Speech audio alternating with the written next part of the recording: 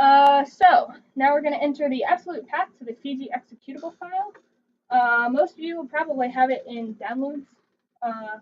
I do not because we keep it on our shared drive. So basically, when you download it, you're going to have a Fiji.app folder. And in the folder is going to be this, which is like the shortcut I use over here to open ImageJ.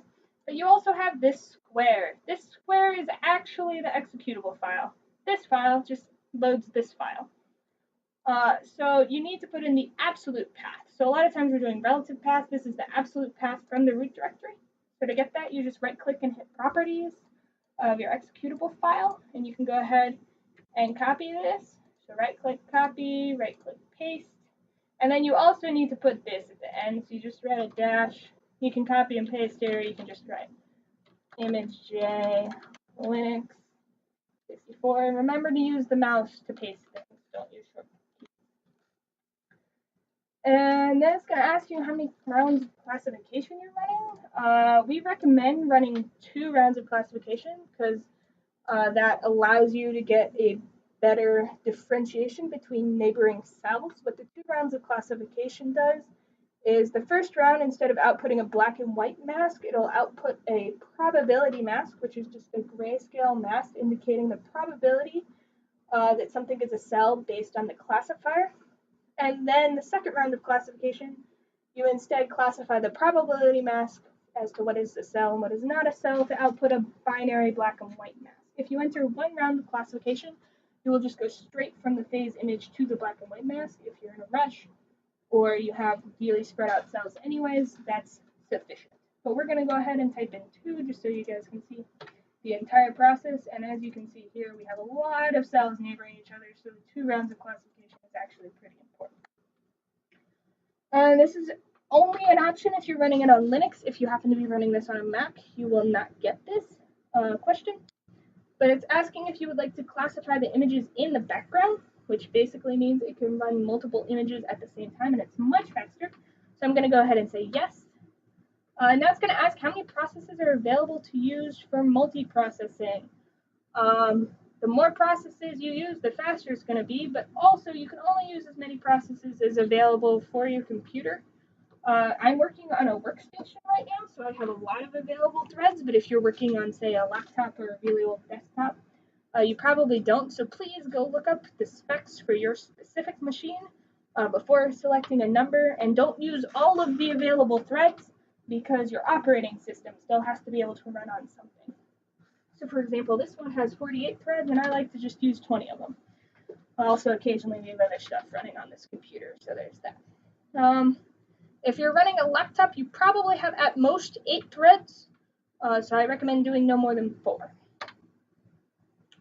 Do you have a trained classifier? If you have a trained classifier, you will have a .model file, and basically the only way to do that is if you've run the script before. Or alternatively, you can train classifiers by running segmentation.ijm directly in Fiji. But we do not have a trained classifier. We want to do that, so I'm going to go ahead and say no. And it's going to ask me to open an instance of Fiji because Fiji is required to be open for the terminal script to pass arguments into the open thing of Fiji. And it says, is there an open thing of Fiji? And I'm going to say yes because I opened it right here.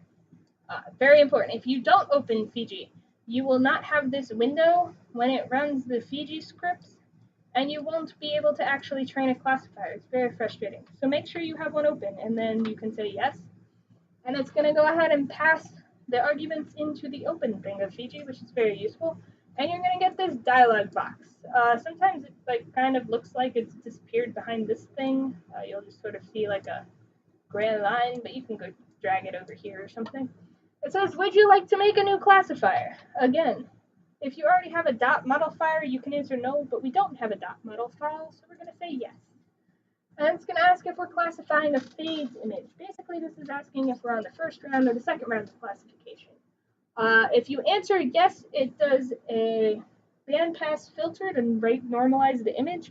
If you say no, it will not run the bandpass filter, and it will output a black and white image. If you say yes, it runs the bandpass filter, but then it outputs a probability map. So if you're on the first round of classification and you intend on doing 2 rounds, say yes. If you are on the second round of classification, or you only intend on doing one round, you can say no. We're on the first round and we intend on doing 2 rounds, so we're going to say yes. Now it's going to ask the path to my image directory. It wants to know the full path to my image directory. And remember, we are analyzing the images that have been aligned. So this is now my image directory. And I want to know the full path to this. So I can go ahead and right click on it and go to properties. And under location, we can just copy that. And in this case, you have to use Control V because it doesn't let you use the mouse. Don't know why.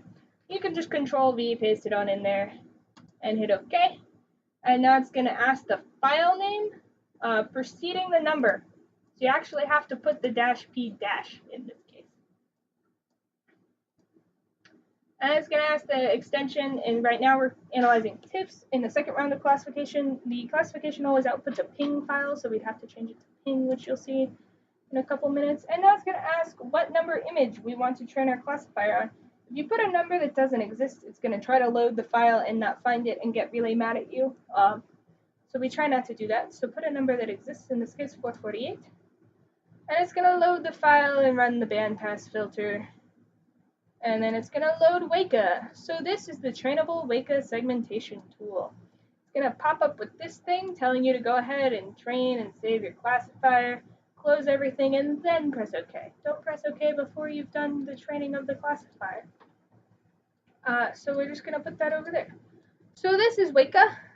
It's also available under plugins and segmentation here, trainable Weka segmentation. If you open it that way on like a file you open, you can also train a classifier. I just like using the script because it makes life easier. And I worked really hard on the script. So when you first open Weka on your very first image, you're going to see this. There's going to be a class 1 and a class 2 and a bunch of stuff. And you're like, what do I do with this? Well, the first thing to do is go to settings. Under settings, we have the training features. And these are all various different things that the machine learning uses to save in the classifier to determine how it's going to classify things. And the defaults are usually pretty decent, but each image set is going to have different defaults or different training features that work best with it. So I recommend for our specific data set, I just messed around and sort of selected some various different things. So what we use for the first round of classification is not all of these. So I am trying to load the file so I know what to click. It is Gaussian blur and membrane projection. And we also use a Sobel filter and neighbors. And this is in figure 3, I believe, which I need to relabel in my files. Anyways, and then here under class names, you can rename the classes. I like to call them cell and not cell because I'm a very creative person. So once you have all of that set, you're good to go. We always use the default random forest classifier, but you can actually choose and change that if you know what you're doing. Do not balance the classes because there's not going to be an equal amount of cells and not cells. You can just hit OK. And once you save the data, it saves the settings with data, and this is always going to load the data. So you can only do this on the very first image that you choose to make a classifier for. And then it's going to keep all these settings, so you can only change them while this image is open. So how we actually train the classifier is we need to select areas that are cell or not cell and add them to the appropriate label, and that's where these tools come in handy. So I just select a huge background region. I call that not cell. And then I can zoom in. I use Control plus and Control minus to zoom in. You can also use this and left click for zooming in and right click for zooming out. But I like to use the beam tool to select some cells, like so. You can just add it to your cell. And you don't need to select every single cell in the image. In fact, you don't even need to train on every image. That would defeat the purpose of the machine learning. Instead, you need to select a representative number of cells and a representative amount of not cell, and that'll slowly allow the machine learning to get an idea of what a cell and what not cells look like. It's very important to sort of outline in between cells so it can get a sense of boundaries between cells. If you mistakenly add something to the wrong group, like say I thought I was using the bean shell and I wasn't, and now I have this, you can click on that selection and just double click it to remove it. So I'm going to go ahead and outline the cell here. And I like to try to keep a balance of how many things I select to cell and not cell because I find that helps, but I really have no evidence other than personal experience. And when you think you've selected enough things, you can hit train classifier, and this might take a minute or two depending on how many features you selected. I do not recommend selecting more than like 4 or 5 features because then the training and classification will just take forever and it's really unnecessary. Also, if you really want to know what features will work best, if you click on the Weka here, it'll give you like a Weka Explorer thing that has a lot of options for deciding what features and types of classifiers to use. I'm not really experienced with that, but if you want to go to the Weka ImageJ website, there's a link in the book chapter, and you check it out yourself. Feel free. I think it's somewhat useful, so I would recommend doing that if you're really interested. Alright, so once you have the classifiers trained, you can see here in the middle it was pretty good after only selecting like 3 or 4 cells, but out here on the outside it's really not that great, and that's because I only selected 3 or 4 cells. You can see here, even with just a little bit of training, it's doing a pretty decent job of the classification. So the nice thing about once you've trained the classifier is you can toggle the overlay here, so you can sort of see where it's having a problem areas. Like this out here is clearly not a cell, so I'm going to go ahead and select it and add it to not cell. And then I'm going to go up into this corner here where it's having a lot of problems, and I'm going to go ahead and select some more cells. Try to give it a better idea of what cells should look like. It's always going to have a problem around the edges because the lighting around the edges of your image is always going to be slightly different from the lighting in the center of your image. Also, it's important to know that this will never be perfect. I know as scientists we would like everything to be perfect and have all the answers, but that's not going to happen. We can just get it as good as we can get. Especially because if you have it perfect for one image, that means you have overtrained your classifier and it's not going to be as effective on your other images, which is why, as I said earlier, we just sort of want to be representative, basically. We want this to not only be good for this image, but for all. In this case, we're only doing 20 images, but the full image data set has 467 images. Or however many images you have. There is literally no limit beyond computational power available to you. So you can go ahead and keep selecting things and hitting train classifier and selecting things and hitting train classifier to your heart's content. I try to do maybe like 20 cells per image or just until I feel satisfied with the image. The first one generally always ends up having more stuff selected than training on subsequent images simply because it's the first one, so you're still trying to get an idea of what you need to be using. Also, I don't think I mentioned this is a pan tool, so you can use it to just move your image around. Kind of useful. So just keep going.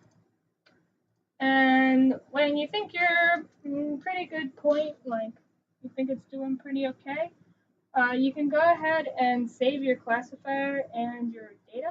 It's very important to save the classifier and the data because we're going to keep training on multiple different images and the script needs to be able to load the previous files that you had been working on, because otherwise there's really not a point here. So we're going to go ahead and hit save classifier, and I call it classifier.model. And you need to save it, and it says it here, in the image directory, because the segmentation.ijm script is always looking in your image directory for things. So we're going to save it there. And we're going to save the data here. If you run into a problem later where it can't find your classifier or your data, it's probably because you saved them in here instead of in the image directory. Feel free to just move them. So you see we're still having a lot of problems here. Sometimes it takes a while to save the data too. Don't worry too much about that. It's just got a lot of stuff to think about, really, is the problem.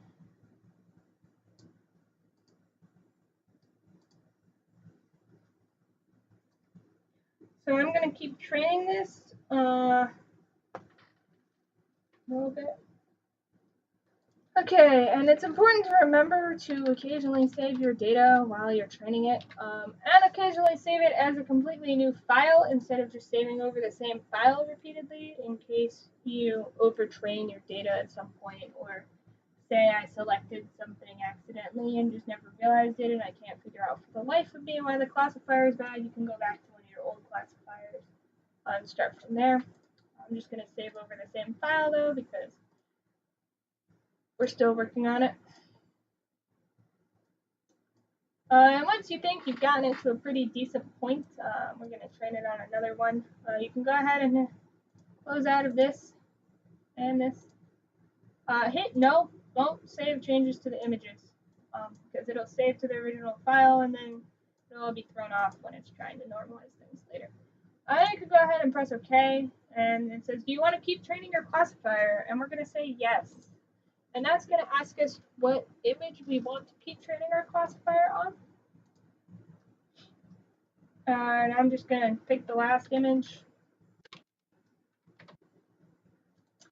I generally try to train every 1 in 20, 1 in 10 images.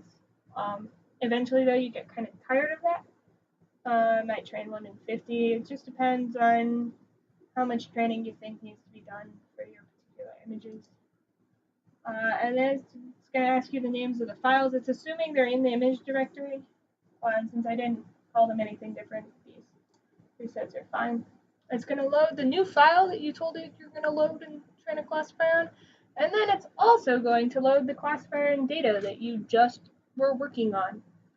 And it's going to say the same thing it said before, and you can go ahead and keep working on this. If you want to see what the classifier is doing, you can just hit create result before you even start training it.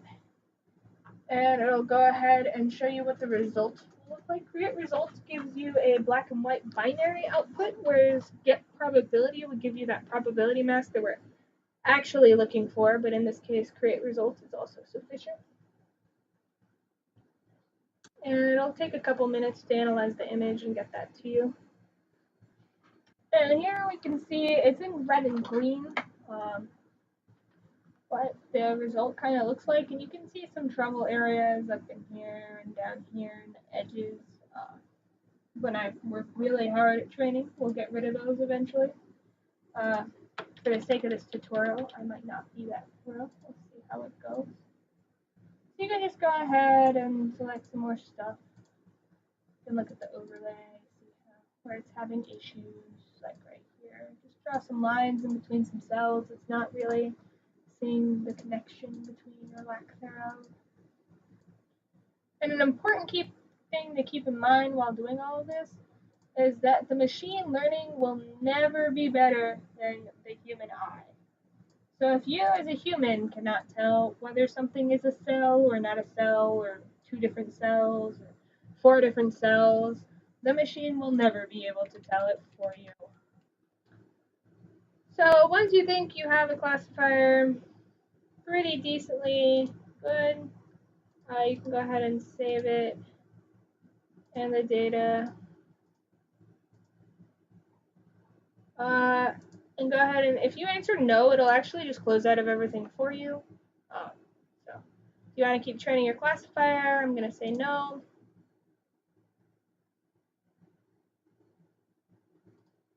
And we're back here. It actually closes ImageJ, so we'll need to open up ImageJ when we need to train the next classifier. But for now, this is sufficient. So now we enter the path to the classifier relative to the working directory. So remember that it's in our image directory, so we need to write that first, so a line, and then a backslash, and then we can write classifier.model. And then it wants to just know what name to make a folder to output all the masks into. I like to call it mask 1, since we'll have 2 different masks, and you can see here it makes the folder. And it's just going to tell you how many images are remaining for the classification. This is very useful. So I'm going to be back in a couple minutes. Alright, so once your classification is over, if you're doing 2 rounds of classification, it'll say continuing to second round of classification, and ask if you already have a model file, which we don't. Well, not for the second round of classification anyways. So we're going to go ahead and say nope. And it's going to ask us to open an instance of Fiji because we just closed it, which is usually useful. And once we have an open instance of Fiji, we can just say yes. And it'll go and run the script again.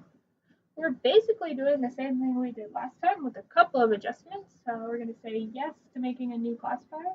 Now we are classifying a probability mask, so we're going to say no to classifying a phase image.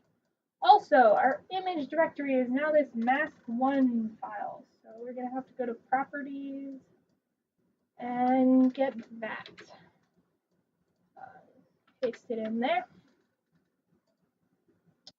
And the file number, well, the name preceding the file number is still the same. So we're going to hit OK. And now we're using ping files, not TIFFs. So very important that you change this to PNG. And then what number image do you wish to train your classifier on? We're going to keep that at 448. And it's going to go ahead and load Weka for us. So again, we want to use different training features than we used for the other images. So in this case, we want to use Hessian, difference of Gaussians, variance, and mean. And again, we're going to call it cell, not sec, cell, and not sub.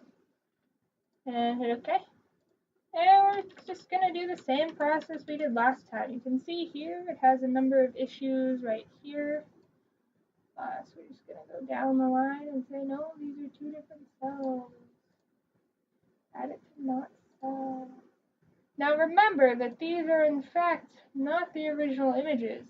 So one downside to using this method is you're going to end up with a little bit smaller areas of your cells, but like I said before, you get much better separation between cells using this 2 rounds of classification method, which I think is definitely worth the slightly smaller areas simply for tracking purposes.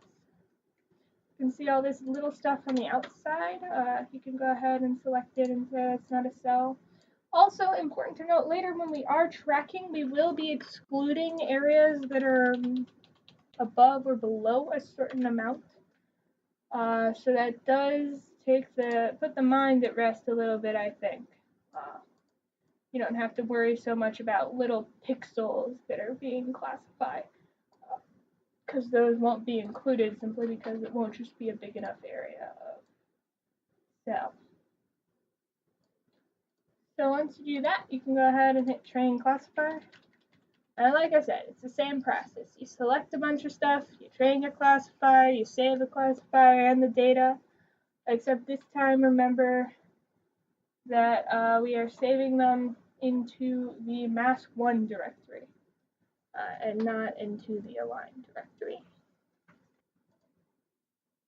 And I like to call this second one classifier 2. Even though we're putting it in a different folder, I just like to make sure I know which one's which.